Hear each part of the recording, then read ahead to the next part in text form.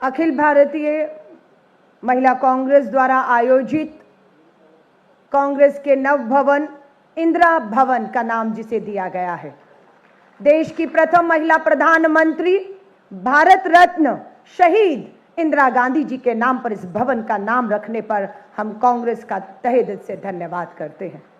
इंदिरा गांधी जी ने ही 15 सितंबर 1984 अपने देहांत के कुछ समय पहले ही अखिल भारतीय महिला कांग्रेस की जो है उसका गठन किया। आज लगभग 40 साल का सफर तय करते हुए हम यहां पर पहुंचे हैं। आज इस बात की भी खुशी है कि इस इंदिरा भवन के इस हॉल में अगर पहला कार्यक्रम किसी का हो रहा है तो वो अखिल भारतीय महिला कांग्रेस और देश भर की महिलाओं को यहां पर एकत्रित किया गया है। 5 जनवरी को राष्ट्रीय अध्यक्ष के तौर पर मेरी नियुक्ति हुई। 10 जनवरी 2024 को मैंने शपथ ली और 11 तारीख को मैं राजस्थान के जयपुर पहले दौरे पर पहुंच चुकी थी।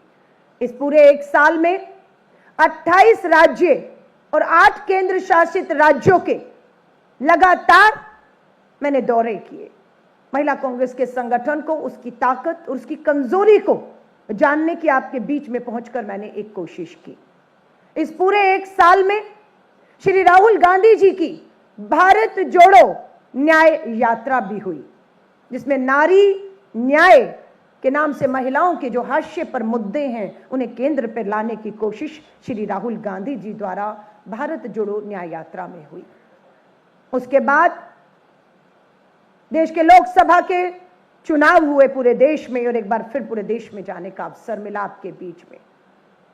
जम्मू कश्मीर, हरियाणा, महाराष्ट्र, दिल्ली, झारखंड, इसी साल इन राज्यों के चुनाव भी हुए। महिला कांग्रेस के संगठन को बनाने की हमारे सामने एक बार फिर से मजबूत करने की चुनौती थी। श्री राहुल गांधी जी ने और शीर्ष नेतृत्व ने मुझसे पूछा जब मैं अध्यक्ष बनी कि अलका, महिला कांग्रेस की देश में कितनी सदस्य हैं, उनकी जानकारी, उनसे संपर्क करने का क्या साधन है। लेकिन हमारे पास कोई ऐसा आंकड़ा, कोई जानकारी तब नहीं थी।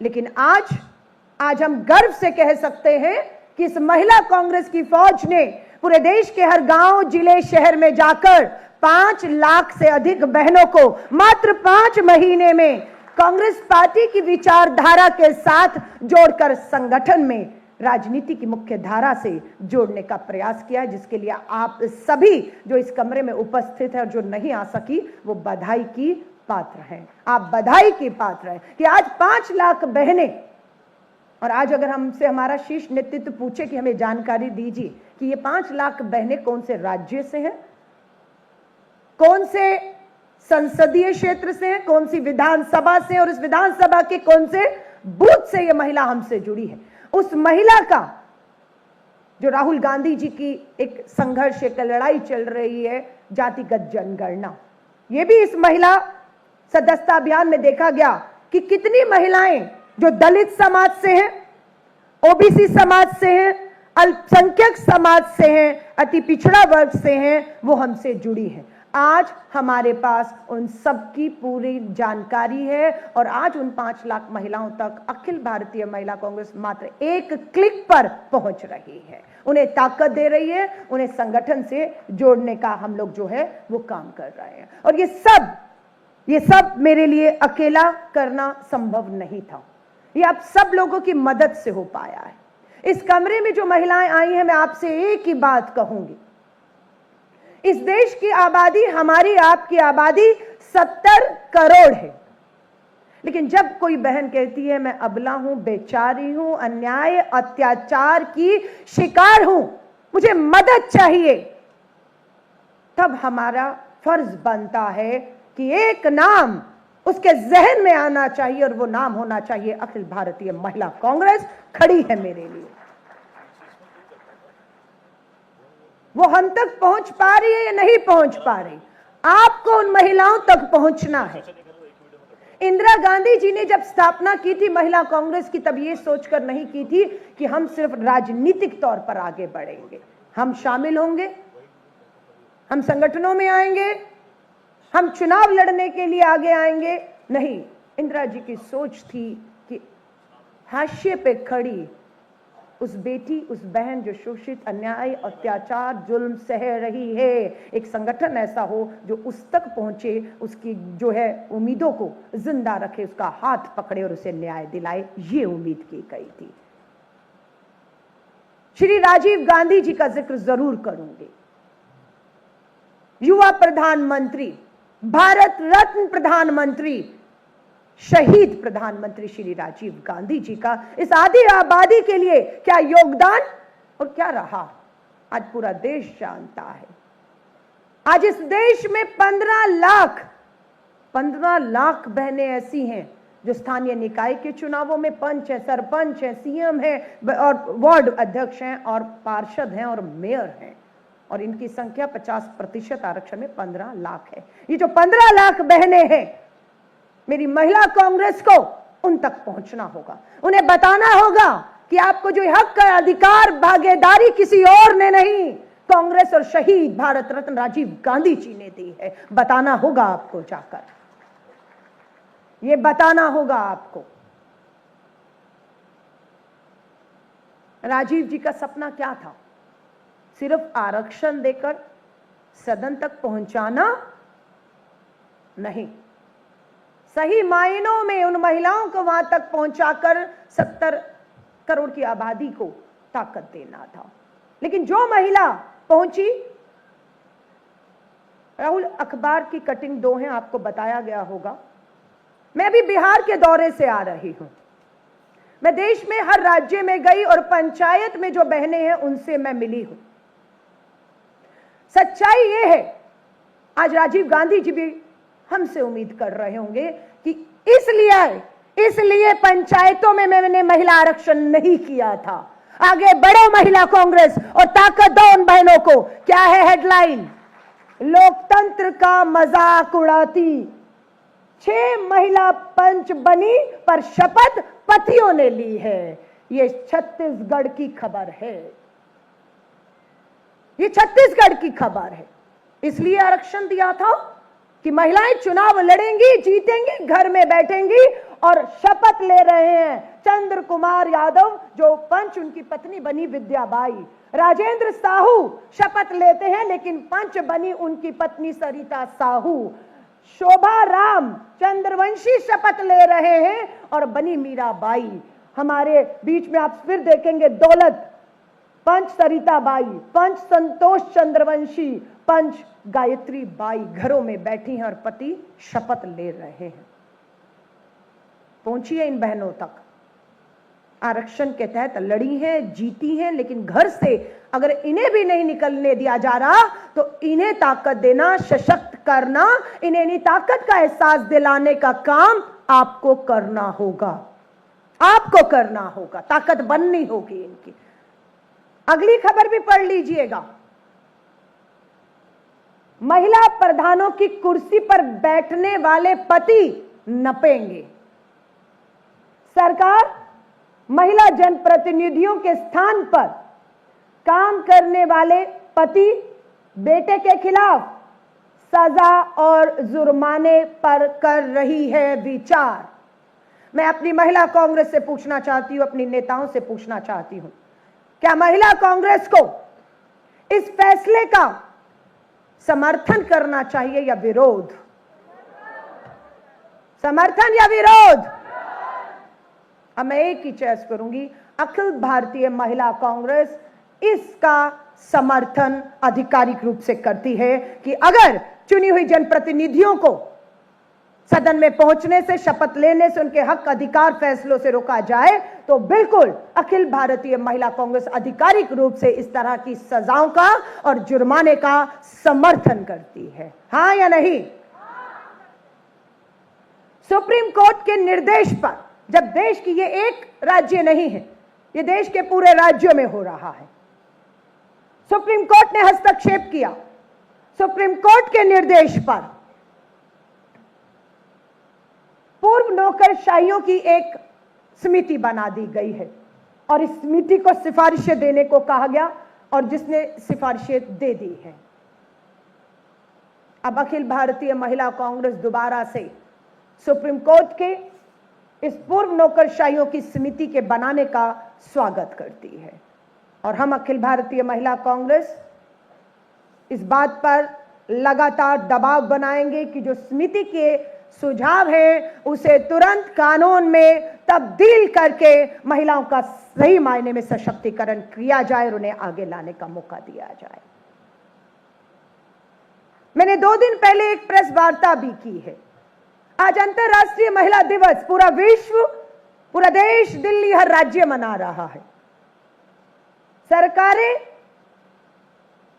महिलाओं को सम्मानित कर रही हैं, हम उसका स्वागत करते हैं, पर उन्हीं सरकारों में, उन्हीं राज्यों में हमारी नाबालिग बेटियों को नोचा भी जा रहा है। जब हम जश्न मनाते हैं तो आप सोचिए, वो जो मां, बहन, बेटियां अन्याय, अत्याचार, जुल्म की शिकार हैं, घर में बैठी अगर इन जश्न की तस्वीरों को देख रही होंगी तो मुझे ये महसूस होता है कि कहीं हम उनके जख्मों पर मलहम लगाने की बजाय नमक तो नहीं छिड़क रहे हैं। इसलिए अगर वो भी बहनें, हमारी मां, बहन, बेटियां कहीं पे भी हमें देख और सुन रही होंगी तो कम से कम उनका जिक्र करके यहां पर उनके साथ हो रहे अन्याय के खिलाफ, अगर हम ये बात कर रही हैं यहां पर कि हम उसके साथ हो रहे अन्याय के खिलाफ महिला कांग्रेस न्याय का हक मिलने तक खड़ी है, तो मुझे जरूर भरोसा है कि इस जश्न में भी उसके जख्मों पर उसे मलहम लगाने का काम हम यहां से कर रही होंगी, अगर वो हमें सुन रही होंगी तो। हाँ या नहीं? मैं आपसे हाथ जोड़कर यही कहूंगी, प्रियंका गांधी जी देश के इतिहास में कभी नहीं हुआ लड़ाई लड़ते रहे कि महिलाओं को भागीदारी दो, लेकिन प्रियंका गांधी जी महासचिव और उत्तर प्रदेश जैसा सबसे कठिन, सबसे बड़ा राज्य उन्होंने चुना। कोई छोटा सा राज्य चुन सकती थी जहां पर प्रयोग करती, कामयाब होती, सरकार बनती, पर नहीं, उन्होंने प्रयोग करने के लिए चुना उत्तर प्रदेश। और उस प्रयोग में आधी आबादी को जो हाशिए पे थी उसे केंद्र में ले आई और पार्टी पहली पार्टी बनी और वो पहली महासचिव, और वो भी महिलाएं हैं, शायद इसीलिए हो पाया कि 40% आरक्षण का ऐलान पार्टी के अंदर उत्तर प्रदेश के विधानसभा चुनाव में कर दिया जाता है। कम से कम 150 बहनें, उसमें से बहुत सी बहनें आज भी यहां पर बुलाई गई हैं। मालूम था आसान नहीं है, सोचा तो यह था प्रियंका गांधी जी पार्टी ने कि 40% महिलाओं को 403 की विधानसभा में 150 बहनें उतरेंगी तो दूसरे दल भी थोड़ी सी शर्म आएगी, थोड़ा सा महिलाओं के सोचेंगे, तो महिला प्रतिनिधि कांग्रेस की जो उम्मीदवार में थी महिला उम्मीदवार, उसके सामने अपनी महिला उम्मीदवार दे देंगे तो जीते हारे कुछ भी हो महिला पहुंच जाएगी। लेकिन ऐसा नहीं हुआ। दूसरे राजनीतिक दलों ने उत्तर प्रदेश में हमारी इन बहनों के सामने धन और बल से जितने भी माफिया हो सकते हैं, जो उनका चरित्र हनन, उन पे हमले कर सकते, उन्हें हताश निराश करके चुनावी मैदान से बाहर करने के उनके प्रयास थे। लेकिन मैं सलाम करती हूं प्रियंका गांधी जी को, सलाम करती हूं उन 150 बहनों को जिन्होंने उत्तर प्रदेश की धरती पर इस चुनाव को लड़ने का फैसला किया और वो लड़ी। परिणाम कुछ भी रहे हो, परिणाम कुछ भी रहे हो, लेकिन मैं इस बात के लिए उन्हें एक बार फिर सलाम करूंगी, आपने परिणाम स्वीकार किए लेकिन आपने हार स्वीकार नहीं की और आपका सफर आज भी जारी है और वो सफर आपको यहां तक भी लाया है। 10 मार्च से एक बार फिर से संसद का सत्र शुरू होने जा रहा है। इस संसद सत्र में अखिल भारतीय महिला कांग्रेस को पूरे देश के हर राज्य, हर राजधानी, हर जिले और दिल्ली से दबाव बनाना होगा। ये राजीव गांधी जी का सपना है, ये सोनिया गांधी जी के प्रयास थे कि महिला आरक्षण कानून को उन्होंने उनके प्रयासों से हम लोगों ने राज्यसभा में पारित करवा दिया था। लोकसभा में बहुमत नहीं था, ये सोच रहे थे कि जो सरकार आएगी बहुमत से आएगी। राज्यसभा में जो कांग्रेस ने सोनिया गांधी जी के प्रयास, डॉक्टर मनमोहन सिंह जी के प्रयासों से जो बिल पास हुआ है वो लोकसभा में लागू हो जाएगा। फिर भाजपा की सरकार आती है, बेटी बचाओ के नारों के साथ आती है, 33% आरक्षण लागू करने के वायदे पर पूर्ण बहुमत मिलता है इन्हें, पर 10 साल तक इन्होंने कभी उस पर चर्चा तक नहीं की। 2024 के लोकसभा चुनाव से पहले पूरी कांग्रेस सड़कों पर उतरी और आधी आबादी ने, महिला कांग्रेस ने दबाव बनाया, तब मजबूर होकर केंद्र में बैठी इस भाजपा सरकार, तानाशाह सरकार को झुकना पड़ा और 24 लोकसभा के चुनाव से जस्ट पहले महिला आरक्षण कानून टेबल किया और कांग्रेस के समर्थन से, इंडिया अलायंस के समर्थन से वो महिला आरक्षण कानून पास हो गया। लेकिन खाली पास हुआ है, लागू क्यों नहीं होता? यह अन्याय है, यह आधी आबादी के साथ धोखा है। 10 मार्च सोमवार को संसद का सत्र शुरू होने जा रहा है। मैं अपनी सभी प्रदेश अध्यक्षों से, सभी जिला अध्यक्षों से, सभी ब्लॉक अध्यक्षों से और पूरी देश की जो 5 लाख बहनें हमारी सदस्य बनी हैं, मैं कहूंगी उतरिएगा सड़कों पर, झुकाएंगे इस सरकार को। जो हमारा हक है उसकी भीख नहीं मांगेंगे, उसे छीन कर लाएंगे। 10 मार्च 2025 सुबह 10 बजे दिल्ली के जंतर मंतर पर हम लोग संसद का पर दबाव बनाएंगे, घेराव करेंगे कि पहला दिन है और हम लगातार 1 महीने चलने वाले संसद सत्र पे दबाव बनाएंगे। आप जिन भी राज्यों से हैं, मेरा आपसे निवेदन है, आपके राज्यों में जो भी लोकसभा, राज्यसभा सांसद हैं, आप उनके साथ संपर्क करिए, उन्हें लिखित में दीजिए कि संसद सत्र शुरू हो रहा है। आप सांसद हैं, दबाव बनाइए देश की सरकार और प्रधानमंत्री जी पर कि जो कानून आप लोगों ने पास किया है वो लागू भी होना चाहिए। तो एक पूरा डेलीगेशन हर राज्य की अपने सांसदों को, चाहे वो किसी भी दल से हैं, वो महिला है या पुरुष है, लेकिन सांसदों को जो दिल्ली आने वाले सत्र के लिए, उस पे आपको दबाव बनाना होगा। हम 3 चीजों को लेकर आगे बढ़ेंगे जो नारी न्याय के तहत था, श्री राहुल गांधी जी ने दिया। आर्थिक न्याय, राजनीतिक न्याय और सामाजिक न्याय। हमारी पूरा यह आंदोलन इन 3 के इर्द गिर्द घूमेगा। आदरणीय मल्लिका अर्जुन खड़गे साहब ब्लॉक अध्यक्ष थे 50 साल पहले और 50 साल का उनका संघर्ष उन्हें राष्ट्रीय अध्यक्ष के पद तक लेकर आया है। यह होता है कांग्रेस के अंदर। हम लोग थक जाते हैं, मुझे 10 साल हो गए, मुझे 20 साल हो गए, मुझे ये नहीं मिला, मुझे वो नहीं मिला, हताश, निराश, सफर मंजिल पर पहुंचने से पहले हम छोड़ देते हैं। लेकिन हमारे राष्ट्रीय अध्यक्ष आदरणीय मल्लिका अर्जुन खड़गे साहब, मैं बैठ के देखती हूं यहां पर इस इंदिरा भवन में 7 और 8 घंटे बैठक हुई एक, और 7 और 8 घंटे की बैठक में अगर प्रियंका गांधी जी, राहुल गांधी जी, केसी वेणुगोपाल जी और हमारे दूसरे नेता बैठे थे, तो उनके साथ 7 घंटे बंद कमरे में 80 साल की उम्र के मल्लिका अर्जुन खड़गे साहब भी बैठे रहे कि एक एक बात, एक एक फैसले को वो सुनेंगे और अपना मार्गदर्शन देंगे। और हम थोड़ी देर में थक जाते हैं। इसी इंदिरा भवन में अभी 19 फरवरी को हुआ और हम हैरान थे कि ये समर्पण, ये त्याग, लक्ष्य के प्रति अगर आपके अंदर आग नहीं है और आप इस कमरे में जो बैठी हैं, मैं माफी चाहूंगी, एहसास करिए इस बात का, आप लीडर हैं, आप नेता हैं, आप महिला कांग्रेस की विचारधारा से उन 5 लाख बहनें जो आज हमारी सदस्य, उन्हें जोड़ने का काम आपने किया है। इस 70 करोड़ की आबादी की लड़ाई आपको लड़नी है। मैं देश के राज्यों में होकर आई हूं, मैं बहुत से गांव में भी होकर आई हूं, अभी बिहार में भी मैं पंचायतों में, गांव में पूरे 7 दिन रही हूं। मेरे साथ पूरा सफर प्रीति उपाध्याय छत्तीसगढ़ में रही, प्रणाली फूकन हमारी असम से हैं। इन दोनों ने लगातार मेरे साथ सफर किया, गांव तक गई, पंचायतों तक गई। वही करना था हमें। कांग्रेस भवनों में बैठकर फोटो खिंचवाकर, सेल्फी फोटो बंद कमरों में नहीं होगा। हम पंचायतों में गए, हमने वहां पर बेटियों से पूछा, महिलाओं से पूछा दौर में आप मानते हैं 70% से ऊपर महिलाएं गंभीर बीमारी का शिकार थीं।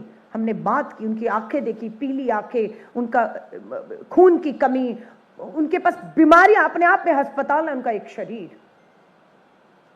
बेटियों से बात की, गंभीर बीमारियां, कारण पूछा इस बीमारियों के कारण क्या है, और एक कारण हमें पता लगा कि इस दौर में भी, 21वीं सदी के दौर में, हमारी बहनें जब उन्हें मासिक धर्म जिसे हम पीरियड कहते हैं आते हैं तो कपड़े का इस्तेमाल कर रही हैं, कपड़ा इस्तेमाल करने पर मजबूर हैं।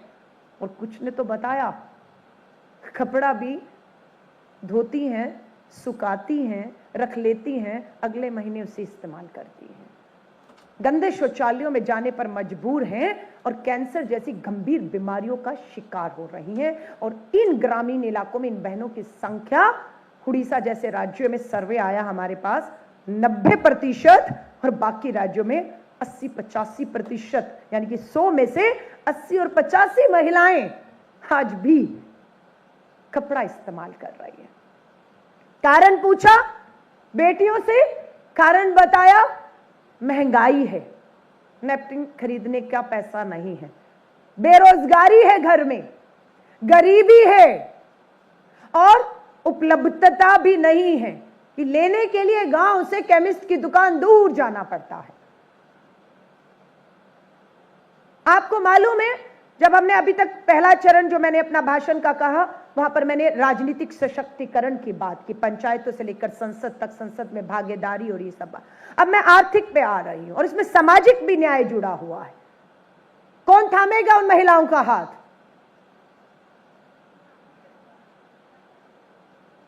लेकिन उनका इंतजार खत्म नहीं हो रहा। हम थामेंगे,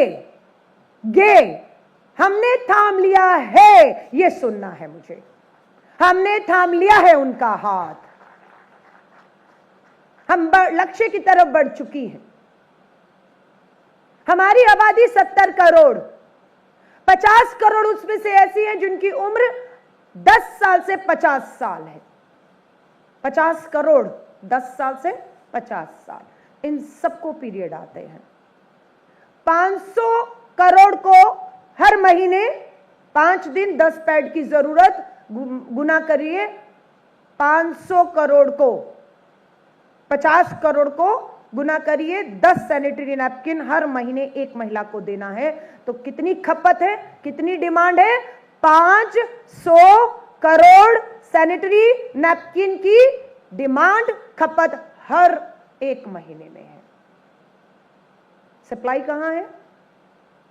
बड़े बड़े, मैंने मुंबई में पता किया, बड़ी बड़ी चाइना की 50-50 लाख, 1-1 करोड़ की मशीनें लगी हुई हैं और बड़े बड़े उद्योगपति, बड़े बड़े इंडस्ट्रीज उन मशीनों को चला रहे हैं, उसमें नैपकिन बना रहे हैं और उसकी कीमत 6 से 7 रुपए एक नैपकिन की है। इसीलिए वो गरीब है मेरी बहन बेटियां, वो गरीब है, बेरोजगारी है, महंगाई है, उपलब्धता नहीं है, इसलिए वो मजबूरी में कपड़ा इस्तेमाल कर रहे हैं।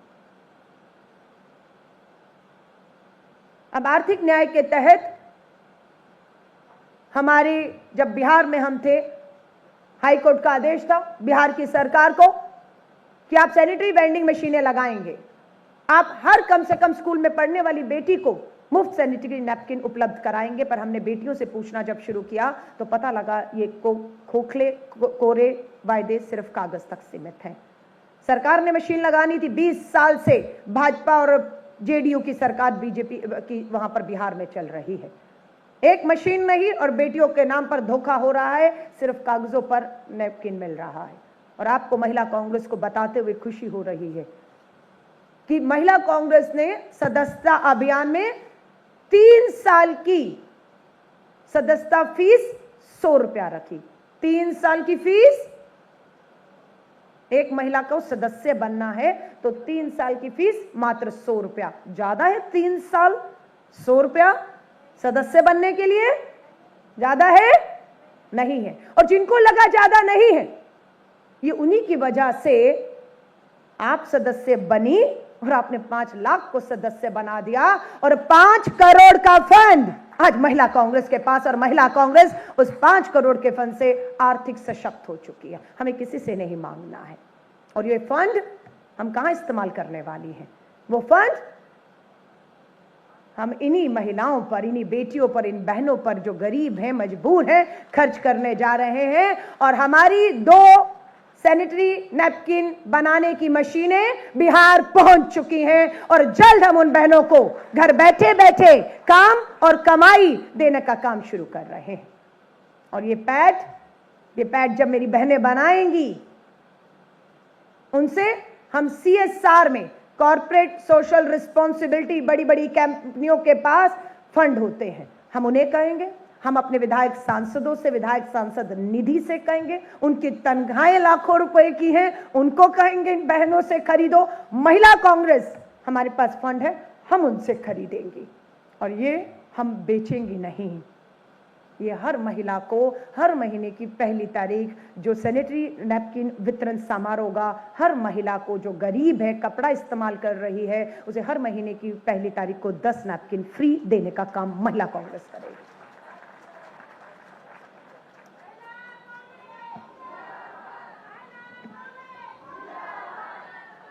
तो जल्द मैं आप सबसे यही कहूंगी, दोबारा कहूंगी, अकेले मेरे बस का नहीं है, लेकिन मैं ये भी एहसास करती हूं कि मैं अकेली अब नहीं हूं। मेरे साथ मेरी अध्यक्ष हैं, मेरे साथ अभी मेरी नई आने वाली राष्ट्रीय कार्यकारिणी की सदस्य हैं, जो 1 साल से कार्यकारिणी आएगी, कार्यकारिणी किसी कारणों से, व्यस्तता के कारण से नहीं आ पा रही, लेकिन उस कार्यकारिणी का इंतजार के चक्कर में इन्होंने काम नहीं छोड़ा। पूरे 1 साल में मेरे साथ कंधे से कंधा मिलाकर मेरी पूरी ये टीम मेरे साथ मदद कर रही है कि मैं पूरे देश में अपने इस काम को कर पा रही हूं। मैं हर महिला कांग्रेस को कहूंगी कि हमारे लिए महिला आरक्षण, राजनीतिक भागीदारी, महिलाओं की सुरक्षा, हक, अधिकार, न्याय, इस पे लड़ना है। मैं सिर्फ एक बात आपसे कहूंगी, मैं राष्ट्रीय अध्यक्ष हूं तो मुझे कहां जाना है?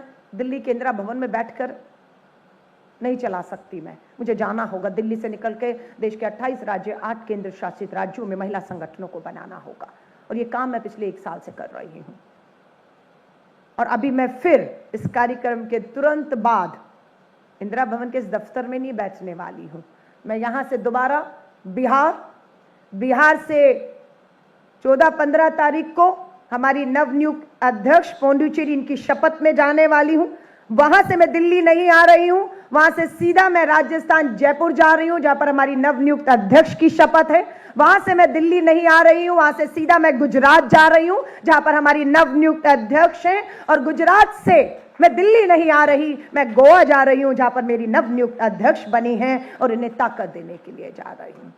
अगर मैं ये कर रही हूं तो मैं अपनी अध्यक्षों से उम्मीद करती हूं कि अगर मुझे देश के राज्य जाना है, अपना घर बार सब छोड़कर, अपने इन दफ्तरों को छोड़कर, तो आपसे भी मैं उम्मीद करती हूं कि मेरी अध्यक्ष अपने राज्यों के, अपने हर जिले का दौरा करे। अगर मैं आपको राज्यों में दौरा करके ताकत दे रही हूं अपने अध्यक्षों को, तो उम्मीद करती हूं कि मेरी भी अध्यक्ष अपने जिलों के दौरा करके मेरी जिला अध्यक्षों को ताकत देने का काम करें। और मेरी जिला अध्यक्षों से उम्मीद करती हूं कि आप जाकर मेरी ब्लॉक अध्यक्ष उन्हें ताकत दें। निकल बैठिए मत घर में। हमारा नेता राहुल गांधी के पांव में छाले पड़ गए। सफर आसान नहीं था कन्याकुमारी से कश्मीर तक का, दक्षिण से उत्तर, पूर्व से पश्चिम, पैरों में छाले और चल रहे हैं। लोग पूछते थे क्या हासिल होगा राहुल गांधी जी, क्या कर लेगी कांग्रेस, क्या कर लेगी? देश के प्रधानमंत्री नरेंद्र मोदी जी क्या नारा था अब की बार? 400 पार। आपके घमंड को तोड़ने का काम, आपकी तानाशाहियों को रोकने का काम हमारे नेता श्री राहुल गांधी जी ने किया। और आपको बहुमत नहीं, आपको लाले पड़ गए। आपकी सरकार बैसाखियों पर आ गई। आपकी सरकार बिहार और आंध्र की बैसाखी पर चल रही है। बिहार का चुनाव हो रहा है और हमें मालूम है इस बिहार के चुनाव में भाजपा के हारते ही ये दिल्ली की में बैठी नरेंद्र मोदी जी की सरकार की उल्टी गिनती शुरू हो जाएगी। इसलिए मैं बहनों से कहूंगी, अब बिहार पुकार रहा है हमें। हमारी बहुत सी बहनें, कल ही हमने बैठक की, जो हमारे 38 जिलों में हमारी अखिल भारतीय महिला कांग्रेस देश भर की महिलाओं ने कहा हम बिहार जाना चाहते हैं, कल उनकी बैठक हमने की और हमारी 40 बहनों की टीम बिहार रवाना हो रही है इस लड़ाई को राहुल जी के नेतृत्व, मल्लिकार्जुन खड़गे जी के नेतृत्व में जीतने के लिए। और इसके बाद हम गुजरात जाएंगे, क्योंकि हमारे नेता राहुल गांधी जी ने सदन में खड़े होकर देश के प्रधानमंत्री नरेंद्र मोदी जी और अमित शाह जी की आंखों में आंखें डालकर कहा है कि अगला चुनाव भाजपा को हम गुजरात में हराएंगे। और मुझे मालूम है वो नेता ने ये बात हम सबके दम पर कही है। अन्याय अत्याचार गुजरात में भी बहनों के साथ हो रहा है। प्रेस कॉन्फ्रेंस मैंने की, गुजरात का पूर्व मंत्री जो विधायक है अभी, एक दलित बहन के साथ बलात्कार करता है। गुजरात पुलिस एफआईआर लेने की हिम्मत नहीं दिखाती। बहन को हाई कोर्ट जाना पड़ा, दलित बहन को, तब फटकार के बाद एफआईआर होती है, लेकिन कार्रवाई नहीं हो रही। उस बहन की ताकत बनने के लिए महिला कांग्रेस गुजरात भी जाएगी और बिहार भी जाएगी।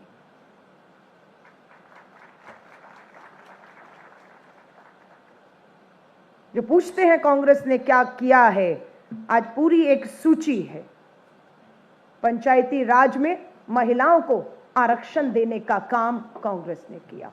महिलाओं के साथ अन्याय अत्याचार होता था, घर में पीटी जाती थी और कहा जाता था घर का मामला है, घर में सुलझा दो। लेकिन नहीं, कांग्रेस ने कहा नहीं, कानून आएगा। और खुशी है, घरेलू हिंसा कानून 2005 में सोनिया गांधी जी के रहते हुए आया और महिलाएं जो घरेलू हिंसा की शिकार थी, अब उन्हें न्याय मिलना शुरू हो गया। हमारी इसी तरह कन्या भ्रूण हत्याएं, बेटियों को गर्भ में मारना का अपराध होता था, उसके ऊपर कानून आया। हमारा जो है निर्भया के बाद महिलाओं की सुरक्षा, अरे घूरा ही तो है, अरे टक्कर ही तो मारी है, अरे एक गाली ही तो दी है, इस पे कोई कानून नहीं आता तो कोई जान से थोड़ी ना मार दिया, ये कहा जाता था। लेकिन निर्भया के बाद कानून सख्त आए।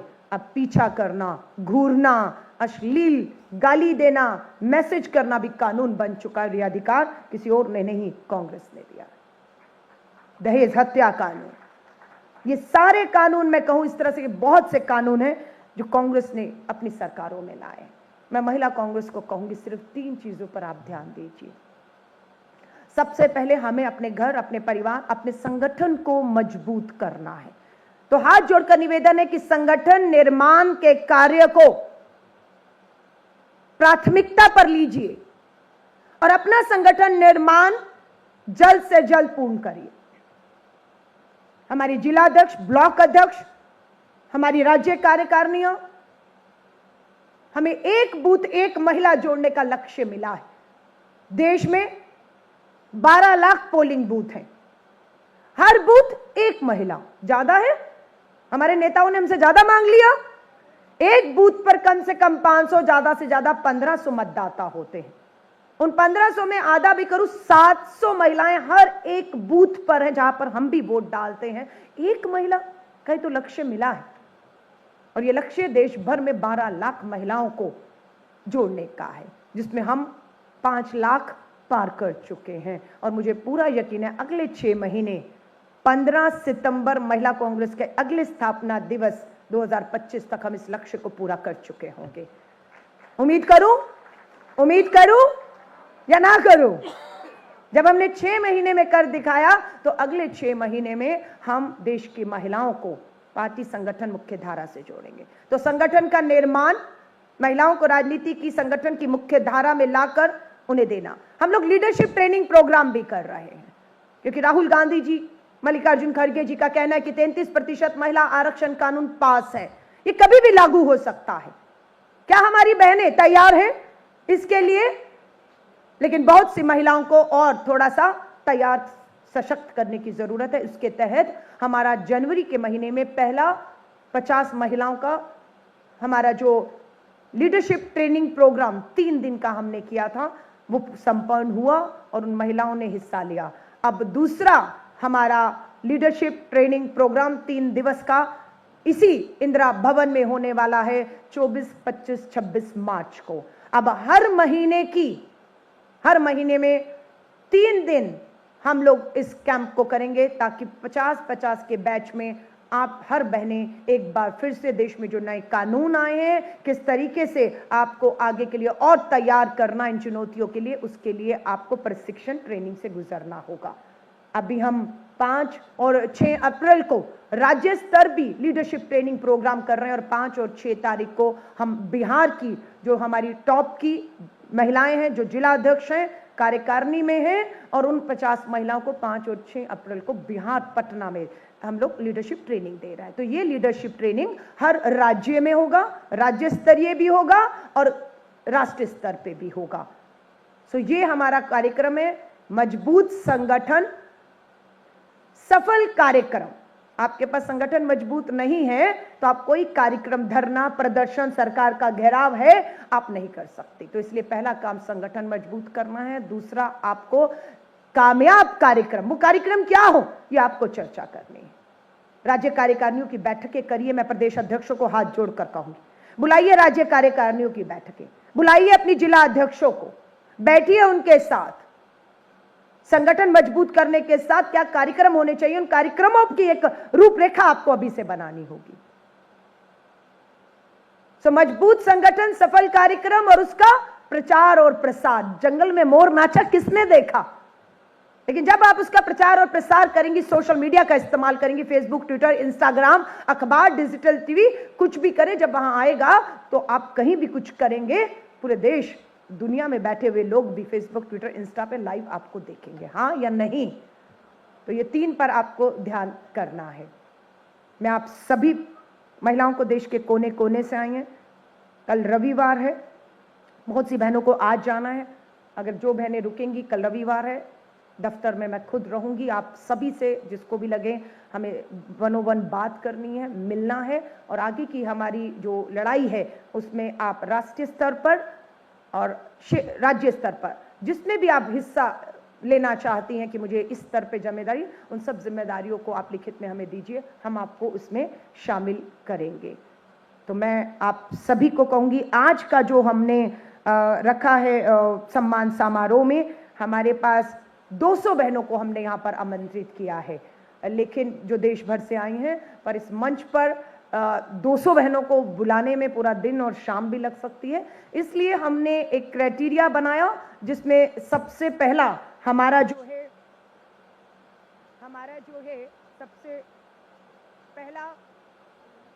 सबसे पहला इसमें रहा कि संगठन निर्माण में कौन सा राज्य अव्वल रहा, जिनकी कार्यकारिणियां पूरी दुरुस्त हैं, जिनकी राष्ट्रीय कार्यकारिणियां, राज्य कार्यकारिणियां उन्होंने की, और मुझे भी काफी जगह जाने का मौका मिला। तो इसमें हमने संगठन निर्माण, सफल कार्यक्रम, सदस्यता के माध्यम से पार्टी की विचारधारा और महिला कांग्रेस से जोड़ने का प्रयास किन्होंने किया, और प्रचार प्रसार। इस आधार पर हमने उनकी पूरे 1 साल की रिपोर्ट को खंगाल कर बनाया है, और आज इस मंच से जो है उन्हें आमंत्रित करके सम्मानित किया जाएगा। हमारे बीच में, मैं अपनी बात को समाप्त करूं, पार्लियामेंट का घेराव हमारा 10 मार्च 10 बजे दिल्ली के जंतर मंतर पर होगा। जो बहनें, मैं निवेदन तो यही करूंगी, आप अगर आप रुक सकें आप रुकिए, किसी भी तरह की व्यवस्था होगी हम करेंगे, लेकिन ये कार्यक्रम, क्योंकि एक बंद कमरे का कार्यक्रम है, जश्न का कार्यक्रम है, और एक बाहर कार्यक्रम होगा जो देश और दुनिया देखेगी कि हम सिर्फ जश्न नहीं बना रहे, हम संघर्ष भी कर रहे हैं शादी आबादी के हक अधिकार के लिए। तो आप लोग शामिल होंगे, मुझे खुशी होगी। और एक बार फिर से महिला कांग्रेस के राष्ट्रीय अध्यक्ष होने के नाते इस हॉल में उपस्थित हर अपनी महिला नेता का, और जो नहीं आ पाई या जो कहीं पे भी हैं, जिस भी स्तर पर हैं, उन सबको मैं हार्दिक हार्दिक बधाई और शुभकामनाएं देती हूं। और एक लाइन कह के समाप्त करूंगी, जो गीत हम लोग हमेशा गाते हैं, वो गीत तो आप सुन रही हैं, पर एक कहूंगी, एहसास करिए अपनी ताकत का, एहसास करिए। हिंद की है नारियां, हिंद की है नारियां, जलती चिंगारियां, हिंद की है नारियां, जलती चिंगारियां, समझे ना कोई हमें फूलों की क्यारियां, हम हिंद की हैं नारियां। बहुत